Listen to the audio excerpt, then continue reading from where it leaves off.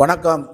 அவசரமான மிக மிக முக்கியமான 2026 சட்டப்பேரவை தேர்தலில் வாக்கு எண்ணிக்கைக்கு 24 நேரத்துக்கு முன்பாக வெளியிடுகின்ற மாண்புமிகு முதலமைச்சர் தளபதி ஸ்டாலின் உள்ளிட்ட திராவிட முன்னேற்றக் கழக மதச்சார்பற்ற கூட்டணியின் தலைவர்கள் மற்றும் வாக்கு எண்ணிக்கைக்கு செல்ல இருக்கக்கூடிய முகவர்கள், முன்னணி தலைவர்களுக்கான என் அன்பான வேண்டுகோள் என்னவெனில்,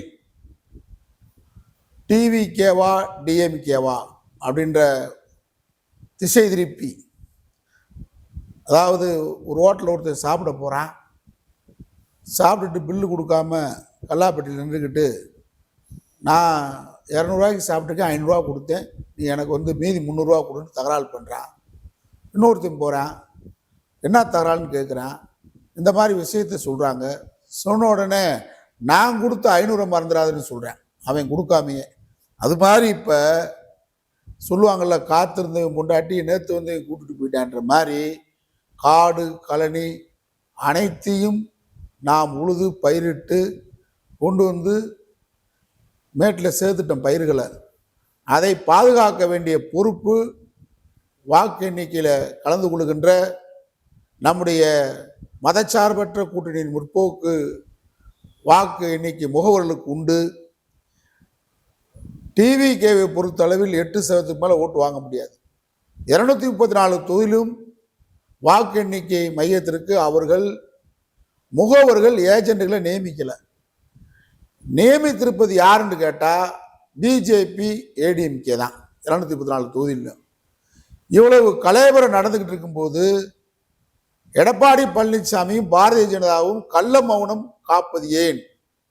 அமித்ஷா ஃபார்முலாவை தமிழகத்தில் வாக்கு இயந்திரம் மூலம் அமுல்படுத்துவதற்காக தீவிர முயற்சியில் பாஜக ஒன்றிய அரசு ஈடுபட்டிருப்பதாக எனக்கு அதிர்ச்சியூட்டும் தகவல்கள் வந்திருக்கிறது. பிஜேபி 28 இடம் தான் போட்டி போடுறாங்க.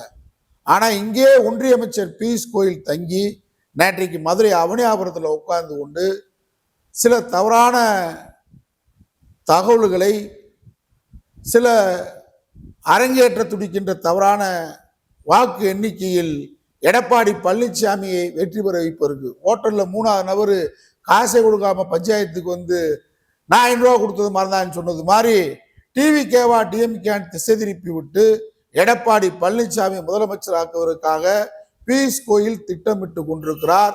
தமிழகத்திலே அமர்ந்து கொண்டு வாக்கு எண்ணிக்கை முதல் நாள் வரை ஒரு ஒன்றிய அமைச்சர் இங்கே தில்லுமுள்ளு வேலை ஈடுபட்டிருக்கிறார். கவனமாக இருக்க வேண்டும். தோழமை கட்சி தலைவர்கள் தோழமை உணர்வோடு நாளைக்கு வாக்கு எண்ணிக்கையில் நம்முடைய தோழர்கள், நம்முடைய படை வீரர்கள் வாக்கு எண்ணெய் மையத்திற்கு செல்வதற்கு தடையாக கருத்துக்களை, தற்போது முரணான கருத்துக்களை விடுவிக்க வேண்டாம்.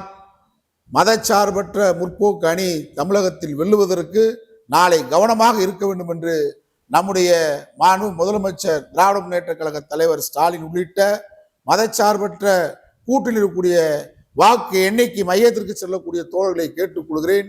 எடப்பாடி பழனிசாமியை தில்லுமுள்ளு செய்து அமித்ஷா ஃபார்முலா மூலம் டிவிகேவை திசை திருப்பி நம்ம இடத்திலே காட்டிவிட்டு, கலவரம் அது என்று திசை திருப்பி காட்டிவிட்டு, தற்கொலை முயற்சி என்று காட்டிவிட்டு எடப்பாடியை முதலமைச்சருக்கான திட்டத்தை அரங்கேற்ற துடித்துக் கொண்டிருக்கிறார்கள். எச்சரிக்கையோடு இருக்க வேண்டும் என்று கேட்டுக்கொள்கிறேன்.